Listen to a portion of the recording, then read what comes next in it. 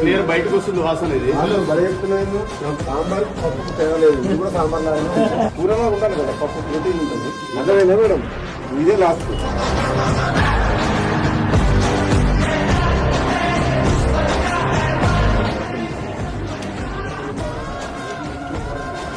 ఫుల్గా మరంగా ఉంది.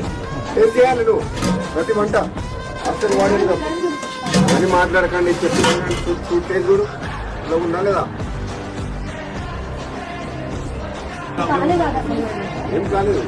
ఏం మాట్లాడుతున్నావు? పిల్లగా ఉందని ఆన్సర్ చెప్పేదానికి ఏం ఎందుకు మాట్లాడుతున్నావు? ఎందుకంటే పిల్లలకు ప్రోబయాటిక్ చాలా మంచి స్టమక్. మీరు పుల్లడి పెడితే మన అసిడిటీ మన ప్రాబ్లం అవుతుంది.